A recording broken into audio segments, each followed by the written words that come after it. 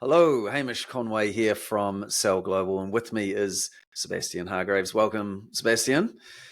And this is episode 5 of TACOS Tuesday, and this is where we give you the most up-to-date tactics and strategies for being successful with Amazon ads on the Amazon platform, whether it's in Australia, USA, Europe, or any other countries that you can run Amazon ads.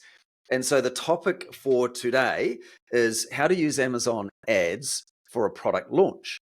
Now, there's a lot of things you can do to launch a product on Amazon. You can do things off Amazon from socials or other email lists, but really fundamental to whatever you do off Amazon to get onto page one so you are seen and you can then make sales, you have to use Amazon ads.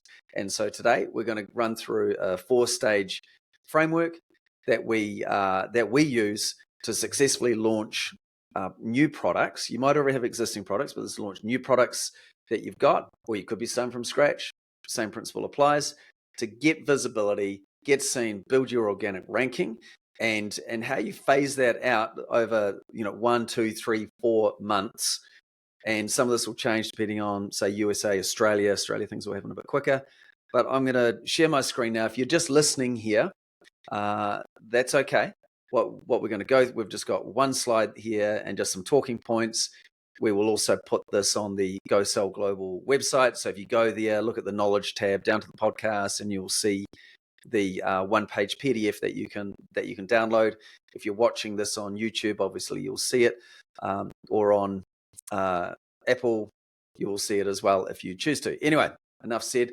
Let's crack right into it, Seb. So I'll share my screen, and then let's begin here, and I will go slideshow.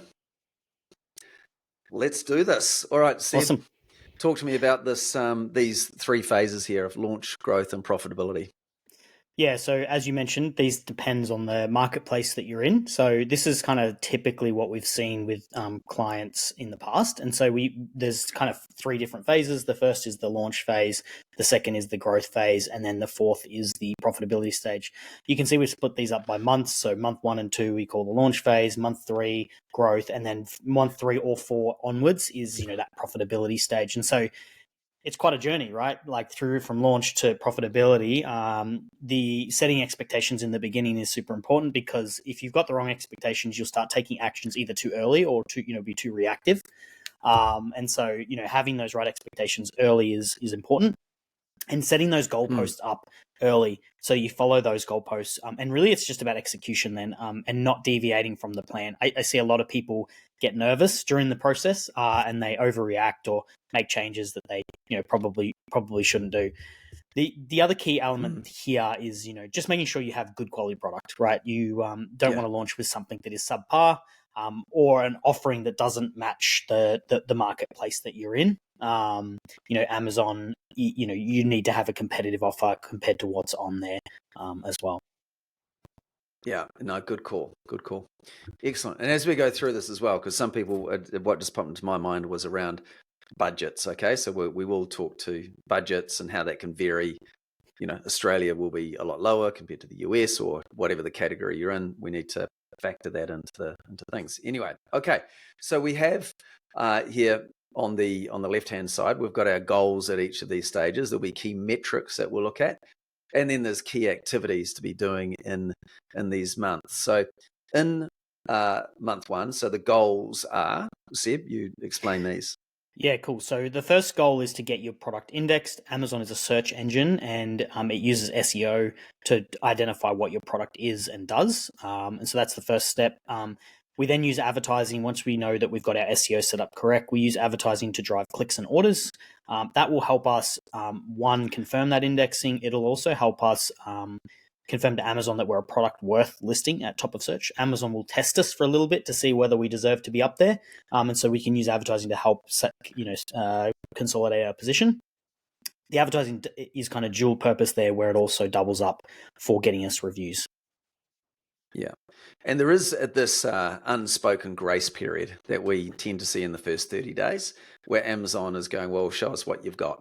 And so that's why it's important day one, isn't it, to be driving traffic with Amazon ads to really help your product straight out of the gate, rather than listing it and at some stage getting around to running some ads. You want to be straight out of the gate. Okay, so then we've got the metrics. Now, these change across the different stages, but why these metrics here set for month one? Yeah, so the reason these metrics are important, the first is impression, clicks, and orders. I mean, that's just obvious. That's traffic. That's going to, tell Amazon that we're relevant to what we're advertising on. One thing you'll note here is I've put CTR. That stands for click-through rate. And so at the beginning, we just want to make sure that the traffic is getting people to our product pages, and that'll indicate to Amazon that we're a relevant product and that they should serve us more. The second one here, and it's probably the most critical, is our keyword ranking. At the end of the day, we want to become profitable as fast as possible. And the quickest way to do that is to use advertising to leverage our organic position and get it as high as possible. So so we want to track ranking and see where we rank. Now, there'll be certain keywords where we'll never be able to rank for. It's just too expensive. Our offering isn't good enough. And knowing that's important, because you don't want to just keep throwing good money after bad. This first month's probably not the step for doing that, but it's just kind of discovering which keywords are worth it and which ones aren't. But it's a super critical step in that process. The last, and again, probably as critical as the ranking, is the reviews. We want to. There's only a few different ways of getting legitimate reviews, and one of those is just to get more orders. The more orders you're going to get, the more likelihood you are going to get reviews in the door. And then Vine can be an option as well, which is actually coming to Australia as well, which is great. So, okay. And then the key activities that need to be happening in this first month. So talk to me about these.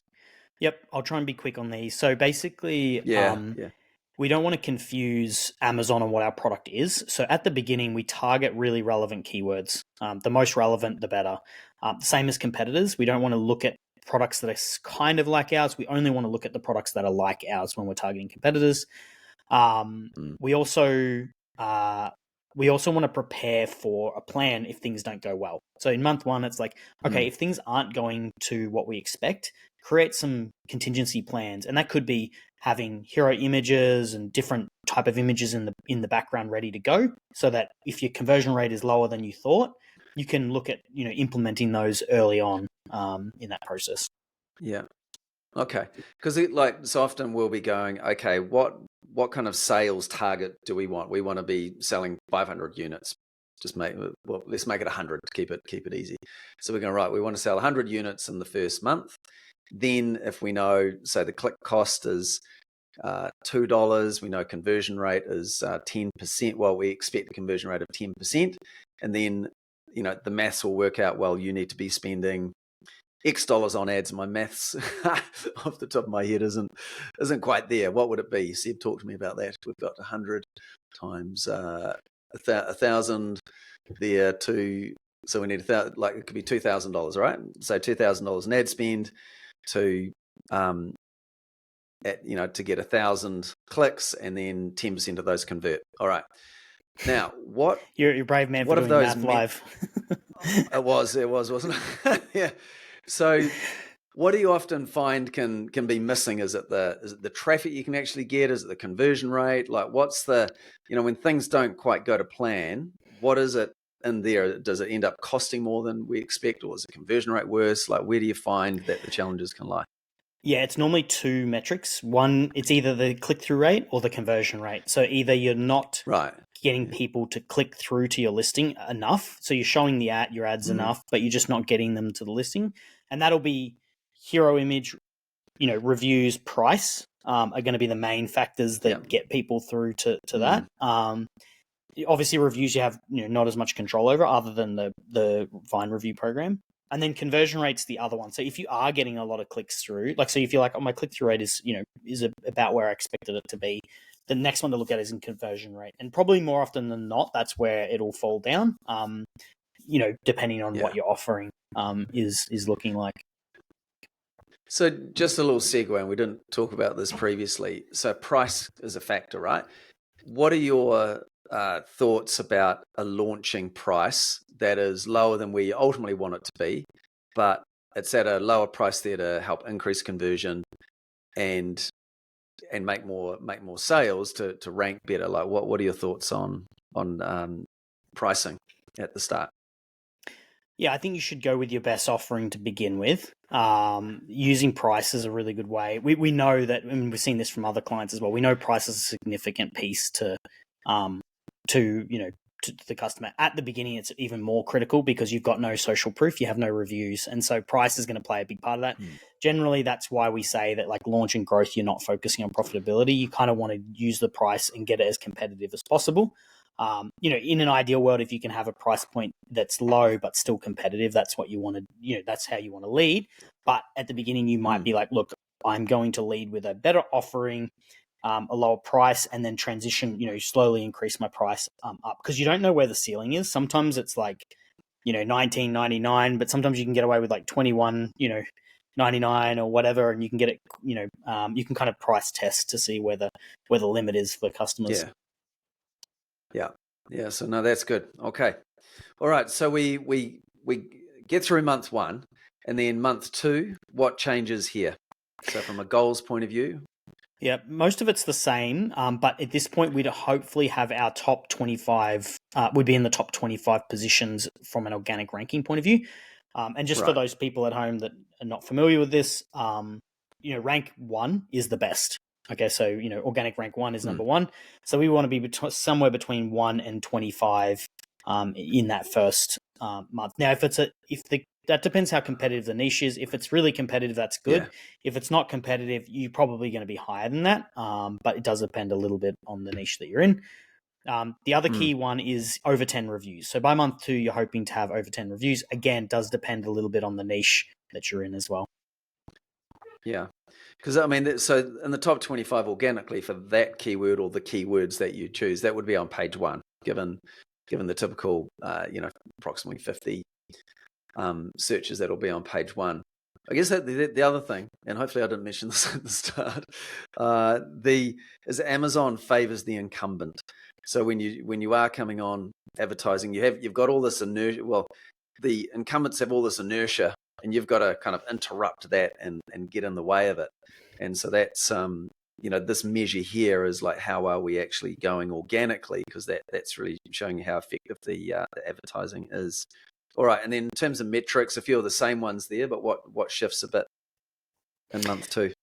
Yeah, the main one, I mean, 2 of them are basically the same, but the main difference is that you can start to find, by this point, you've collected enough data to work out like what's working and what's not. So you can start to focus on things and doubling down on things that have higher conversion rates. That's basically Amazon's way. It's a really key metric. It's Amazon's way of telling you that those areas, if you think about each keyword being its own little marketplace, those keywords end up being the keywords where you're going to be able to drive the most amount of value.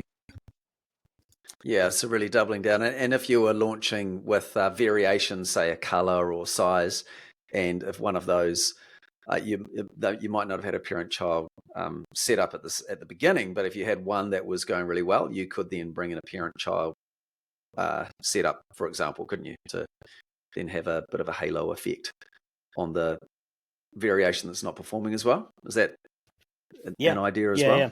Yeah, that's right. Yeah, so if you've got multiple and driving more traffic to the one that's converting. Yeah, sorry. Yeah. Okay. Yeah. Mm-hmm. No, that's 100%. Yeah, you can, and that's when you would start to see that difference between them and start focusing that budget in. Yeah. Excellent. Okay. And then so the key activities in month 2, what's happening then? Yep. So assuming that you got some of it, but yeah, the main one's probably launching a different types match types. So we've got broad, phrase, and auto being launched at this step. Again, we talked about in the first month not confusing Amazon what your product is once your indexing set. By the second month, we're ready to start rolling out these what we call research type campaigns. Assuming you've got those 10 reviews, they're all positive. Obviously, you wouldn't want to do this if you've, if you're not above 4 stars. But if you're above 4 stars, you've got 10 plus reviews, you can start to roll out these research ones. So this is about growth, or starting to push into that growth area where you start to roll out those different match types, and you can start harvesting things that start converting from those research campaigns. So basically, you're going out to the market and finding out where else is there value. You start bringing that in to your exact match campaigns.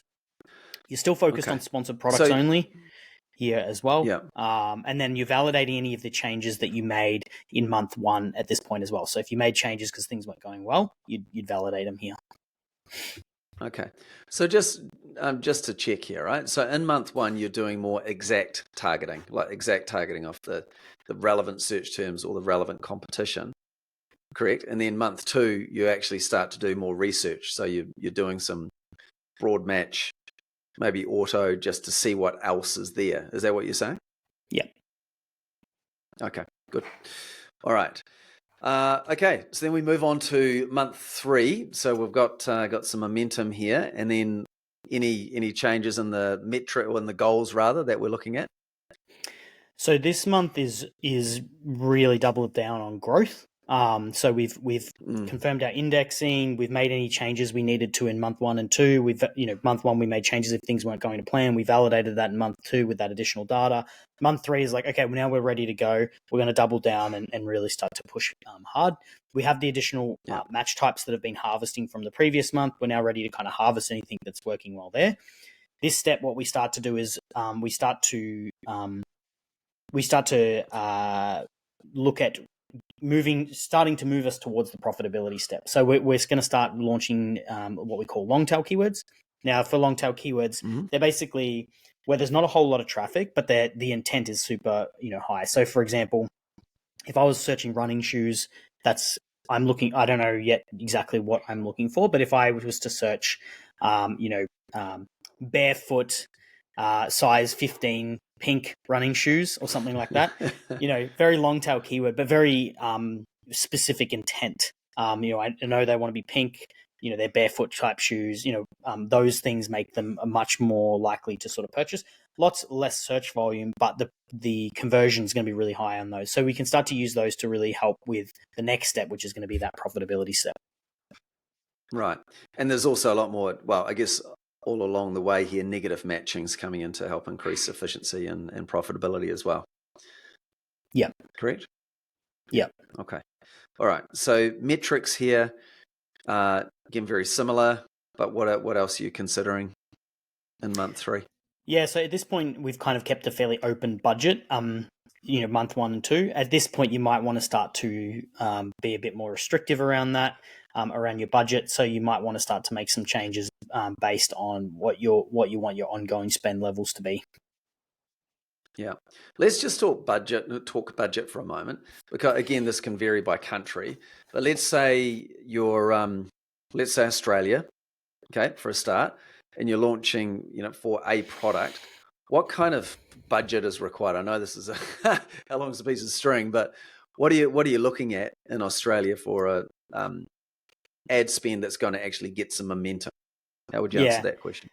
I mean, yeah, it's a hard one to answer. I think, like, in general, we use, a percentage of your revenue, so we call it TACOS as a bit of a guide on how much we should spend on spend, because that's, advertising will enhance the things that are doing well. It'll also enhance the things that are not doing well. So you want to use advertising on what's already working. So a percentage of your revenue is a good way to do it, because you can be like, well, you're going to be spending more on the products that have got more revenue coming in the door, which is where you should spend it, because that's what Amazon's already telling you, like, that's working, double down on that. And advertising, that's what advertising is for. It's for getting more exposure to those things. To a point, there is a whole nother conversation around cannibalization, but I'm not going to go into that today, that you'd have. So that percentage is a good rule of thumb. Sometimes I've used, in Australia, it's a bit easier to use like a little bit of a number. I think $1,000 to $1,500 per product. Again, very loose numbers here, but that's a bit of a one for AU. That's a good indication of what you'd need per month. Yeah. Okay. All right. So here, coming to key activities and some changes here. You've got consider launching additional ad types, including sponsored display and sponsored brands. So my question is, if this is launching a product, say an existing brand already, why would you not do sponsored brand or sponsored display earlier? Why wait until month 3? Well, I mean, you can launch with them, but a lot of the time, like sponsored display in particular, because it has like a retargeting component to it. You wouldn't have, and Yeah. depending on how you're using the sponsored display, but if you have a product that people come back and purchase, a sponsored display wouldn't make sense at the beginning because no one's purchased your product yet. So you need customers in order to retarget to them. So that's kind of why sponsored display can start to come in here. Sponsored brand, doesn't convert as well as sponsored products. And so the reason that we focus on sponsored products is because until you've maxed out sponsored products, it doesn't really make sense to add in sponsored brand yet. So sponsored brand normally comes in like once you've maxed out. Now you can accelerate all of this like process. So you could do it all. You could, do it, but maybe a bit quicker if you have the budget for it. But you're going to be spending, quite a bit of money on that. And this is more of a methodical approach where you're using the data from sponsored product that works to then inform your decision around what you're going to do with sponsored brands, knowing that it converts less, than your sponsored products. Right. Okay, good. Awesome. Okay, so that's growth, and then we move into in around month 3, month 4, we're looking at profitability. And so what are the goals at this stage of the launch? Yep. So at this point, we're still looking at driving rank and whatnot, but we're just seeing where let's say we're ranking really high on certain keywords like position 2, 3, 4. We might not need to push as aggressively on the ads on those anymore because we've already consolidated our spot in position 1, 2, and 3. So you might be able to ease up so that your organic placement is showing higher than your ad placement. Now, that's not always the case. If you were to drop your ad placement and you saw that your organic placement dropped, you'd need to go back and push that. But at this point, you should be able to have enough history that you can start to drop off a little bit from your ads and let your organic listings get the sales. If you get organic sales, of course, you don't pay for those, so your efficiency of your ads improves and things like that. So that's one thing that we'd look at, and that'll help. That'll help improve the profitability of your account. Okay. All right. So we get here to metrics, and it's something I was thinking about earlier is, we call this TACOS Tuesday because we believe that that's the best metric to have. But what's really the way to look at this from because people always want to know about ROAS. What's my expected ROAS, and what do you say to that through a product launch phase? What should people expect? Is it going to be good? Is it going to be bad and get better? Or I think how do we view it? Yeah, so Amazon's ads are a bit unique in that sense that there's some ads that impact we've spoken a fair bit of it about your organic rank. There's some ad types that don't affect think sponsored display and things like that.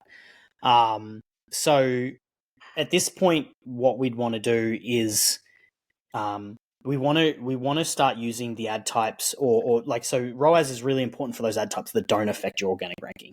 So sponsored display, you do definitely want to look at ROAS. ROAS is super important. There's no such thing as an organic sponsored display position or anything like that. So on those, you definitely want to benchmark ROAS as your guide, or ACOS as your guide to should I keep bidding on this or should I reduce my spend or exposure to this? For sponsored products, it's a little bit different because sponsored products does have that impact on your organic. You need to take that into consideration when you do it. And that's why we use the metric TACOS, because it's like, if let's say we go, okay, sponsored products is doing well. If we increase our sponsored products, our spend on our sponsored products, and we don't see and we just see our TACOS increase and our revenue stay the same, the assumption there is that we just cannibalized our sales from our total sales to our ads. And so we use TACOS as a bit of a metric to see okay, that increase in spend isn't worth it for the additional revenue we're getting. So I hope that answers the question. Yeah. No, I mean, it's certainly, you've got to be prepared to invest, right? That's the out of the gate, because here we're talking about a product launch. And look, at maybe some people are already selling on Amazon. Like in Australia, there's still a lot of people who are not advertising. And so it's launching the advertising piece, even though the product's already there. And so it's a little bit different. So an individual product or a grouping of products being launched, the metrics that they need to be looked at in isolation through that launch period. And then it starts to build into the collective ads picture and structure as well, because ad structure is incredibly important with this, particularly with different price products, for example. Yep. Yeah. And I suppose, something that, well, this probably gets discussed earlier than this, but, in this key activities part, we talk about beginning to manage metrics to break even profitability targets, validate product pages and offerings again to confirm if any additional changes. So basically we're just saying, like, continue to try and improve your conversion rate and whatnot, as you go, as part of this. But one thing that I haven't mentioned so far is that having account level goals isn't really the best way to manage your account. So because every product, like you mentioned, is different, different product prices. A product that's priced at $150 is going to have a lot more room and be able to have a lot higher ROAS, worse ROAS, lower ROAS, and a lot higher TACOS than a product that's at $25. And so they shouldn't be grouped into the same bucket by having this account level TACOS. If you go account level, you say, I want my account level to be this. Well, that doesn't really guide the advertisers. So a good way to guide your advertisers and give them the best tools to help them make the best decisions is to have a product by product level goal. And to be clear, when you do that, you need to do it by parent ASIN, because like you mentioned before, Hamish, if I'm advertising on one, but they come through and purchase a different color or a different size, that still counts, as part of the sale of the total. And so you need to consider that when you're looking at it. If you're just looking at by product, you'll find that the one you're advertising versus all the variations will look awful. But actually it's a bit of a lead gen. It's bringing people to the product pages and then they're purchasing the other size or the other colors that are available to them. Yeah, nice. Excellent. So there we have it. This is how to use Amazon ads to launch your product, and working through the phases of launch in month 1 and 2 into growth and then into profitability, and looking at the various goals, metrics, and key activities. So if you'd like to get this slide here, we're going to have that at gosellglobal.com. Look at the knowledge tab down to the podcast, and episode 5, you'll see the PDF there. So Seb, what else would you like to add to product launching there? Yeah, I think before we wrap it up. Yeah, I suppose the thing that I'd say is it's complicated and there's a lot of moving parts. So sometimes, having someone that can work with you is a good option. We've obviously done a lot of successful product launches for clients. So if it's something that you're like, it's a bit too much to sort of tackle, get someone in that can help you. Get some professional advice that can help you with that journey.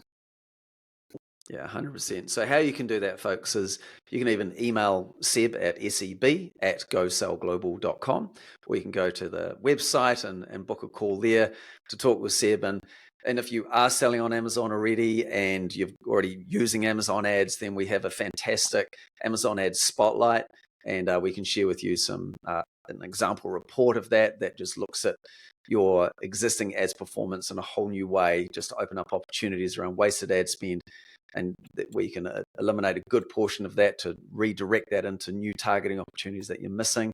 So really encourage you to connect with Seb or go to gosellglobal.com and look at the Amazon ads audit.